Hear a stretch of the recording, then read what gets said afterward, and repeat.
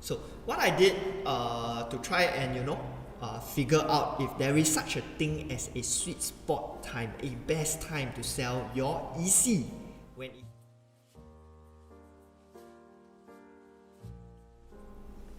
So what I did to try and figure out if there is such a thing as a sweet spot time, a best time to sell your EC when it hits its MOP, because we have quite a number of ECs hitting their MOP this year.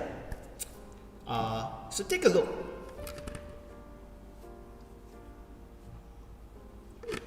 I listed down and I chose these ECs because of their varied MOP periods as well as their location. We have Privé at Punggol, we have Esperina Residences at Buangkok MRT, we have the Canopy in Yishun, up at Tampines, Blossom Residences, Watercolors, Blossom Residences is in Choa Chu Kang, Watercolors in Pasir Ris, Tampines Trillion in Tampines. It's like the Tampines condos, they will say that they are in Tampines. The rest of the condo, you don't say Privé at Punggol. And just an interesting observation, right? Next, the Rainforest, which is in Choa Chu Kang, with Twin Waterfalls in Punggol and One Canberra in Sembawang. So I picked out all this and I end with those that MOP in September 2020, because then at least that gives us a bit of time to see sort of the price trend movements lah. So I picked the PSF on MOP. So these are the average PSFs of the transactions done in the month, plus minus, of the month of MOP, okay? And on average, right, you see them increasing in terms of percentage. I pardon if they look a bit squashed because we port this over from PowerPoint, and this is on another one, just so that you can have this half screen now. So as you can see, Privé up 16% from its MOP, right? Esperina 15%, Canopy 7%, up at Tampines 16%, Blossom 26%, outperforming everyone else, right? It's the best performing one. Watercolors 14%, Tampines Trillion 21%, not too shabby. And I did share before how much I like Tampines Trillion. The Rainforest, Twin Waterfalls 17, 16. So you see they average out to about 16, 15%, right? We have a good 3/4 of them at 15, 16, 17%, with some outliers like Blossom and Trillion at 21% and Canopy at 7%. So what is my conclusion? Or maybe you want to share with me what is your conclusion on all of this. Could let us know in the chats, right? Put your thoughts in the comments below. What's the conclusion that you have? Or what is maybe some of the questions you have after looking at this table? Right click fit. Right click on what? The PDF. Okay. Fit. Right click. Can. Cannot. Hold on.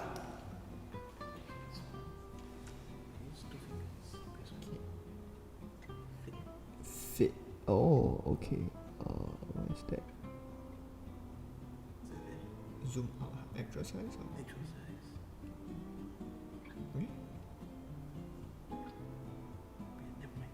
Okay. Okay. Sorry for the interruption. Okay.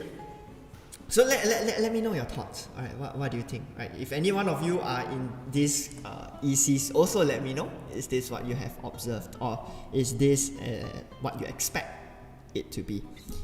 So end of the day, right? My conclusion is that, as with all private properties, right? So for private properties, the minute they TOP, they enter into the resale market. For ECs, when they hit MOP, they enter into the resale market.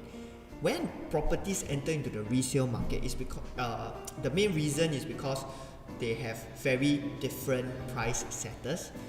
Before a property TOPs or before a property is fully sold, there's only one price setter, the developer, and the developer can control the prices because the developer has 100 units, 1,000 units. They can control the prices. But once it goes into the resale market, every owner only control one price, the price of their own unit. And every owner have different objectives on why and how they want to sell their house, right? So for example, your neighbor can sell at 100,000 cheaper than you, and especially for ECs, they have all made so much money. We see, and on average, this is the difference from MOP to today. So pre-V 2018 to today is 16% increase. I haven't even calculated how much they make from day one, because those add together is a huge sum of money. So they are, like I said, they're already sitting on a huge profit. They can afford to sell at a good 50k cheaper than you if they already see something interesting that they want to go for. And there's absolutely nothing that you can do about it. So what does that mean? That means in the long term, in the long run, the prices will follow the general market price trends. They will not outperform the market price trends except for properties that undergo transformation, or if they land in an area of significant transformation. And this is where I see in Westmere. So maybe I can jump into H prop and share with you guys a little bit something quite interesting. Okay, so Westmere is one of the older ECs. So one of the older ECs, one of the very first few ECs lah. And over here you can see all the ECs that's available or that has been built. And I'm just going to pick out the first four, right? Eastvale, Westmere, Chesterville, and Simei Green. Plot it out together for you to take a look. Okay? So we are starting there. We are going all the way to this year.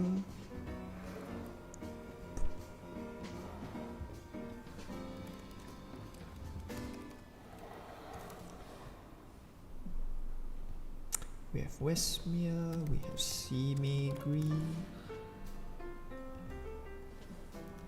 Why?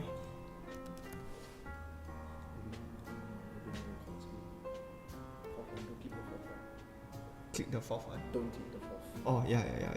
Okay. Eastvale, and where's the last one? The last one is Chesterville. Okay, Chesterville.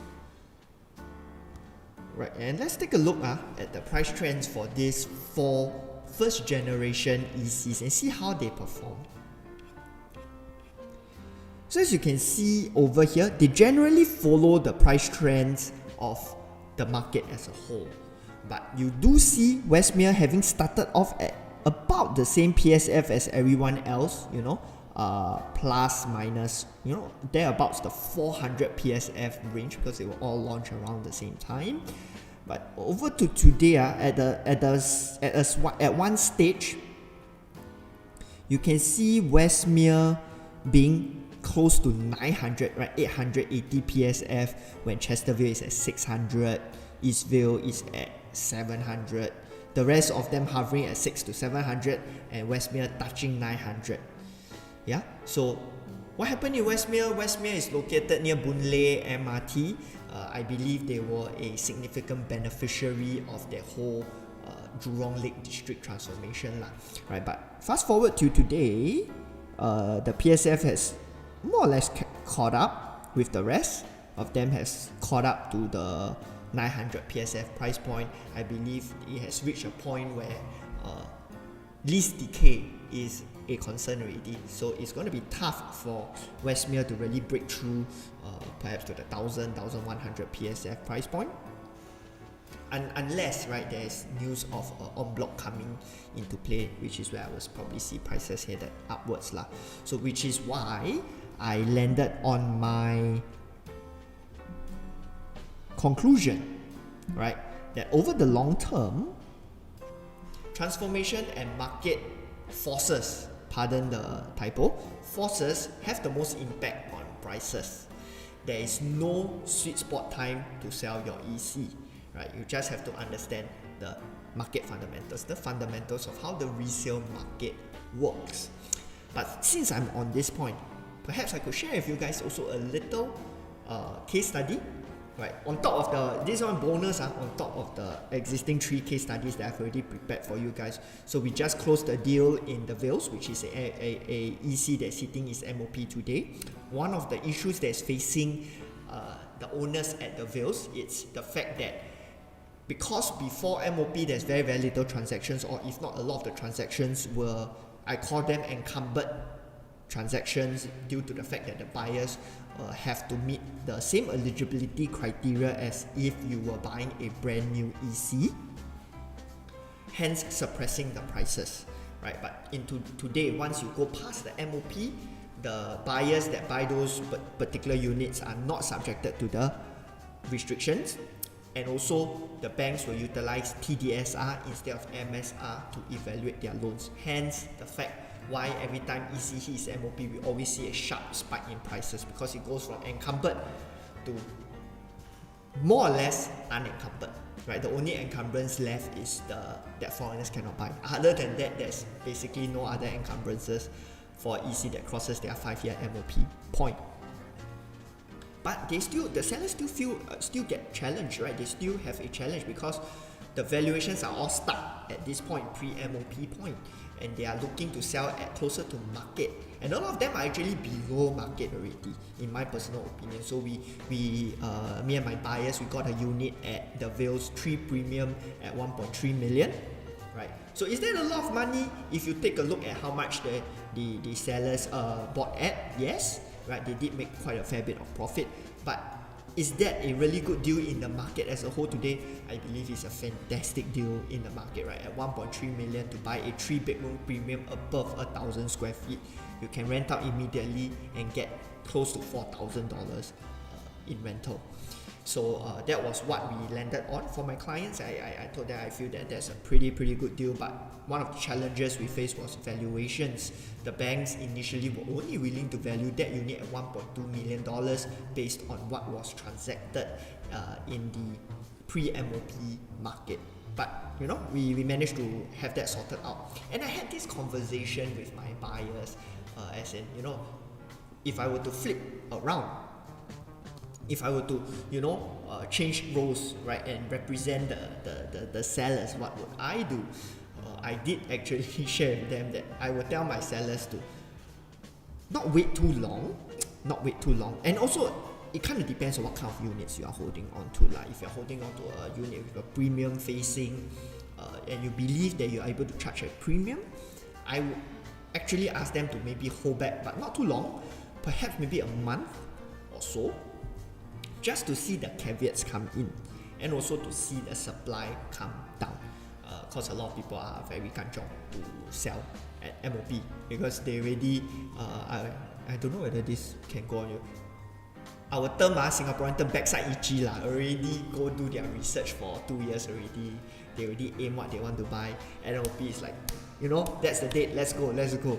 So, you know, if you are, or you can afford to be a little bit more patient, I would highly recommend so, right? So that at least the valuations can come up. You won't face that issue when the buyers come to you and say, yes, I know your prices is like that, and you know, I agree with your prices, but you know, the valuations are only like that, and I can't do it. You know? And that's the issue, you know. Valuations aside, the kind of prices is I feel is very good for buyers in the market today. So highly recommend, if you are watching, to also consider resale ECs as part of, you know, your purchase. And my buyers are buying that unit as an investment. Again, not the main topic for this session, so I won't dive too much into that. Okay, too much into that lah. But if you are curious to understand why, you can just drop me a text, drop us a DM, drop us a message. We'll come back to you, and we'll share with you a little bit more on that, why we are so bullish about that particular development or at that particular type of product. Right? So okay, back to the point. Conclusion: no sweet spot, time to sell. But if you can afford to wait, maybe just wait 1 month for the caveats to come in. But then again, that's not a one-size-fits-all answer. It depends on what kind of unit you own as well. It depends on the supply dynamics within the development. What kind of, at the end of the day, what kind of unit you own. You have to also sort of strategize a little bit, see who are the other people selling. Would they help you actually bring your price up? Or would they end up just taking away the limited demand within or looking at that particular development? That's a very, very important question to ask yourself if you are an EC owner hitting your MOP. Okay.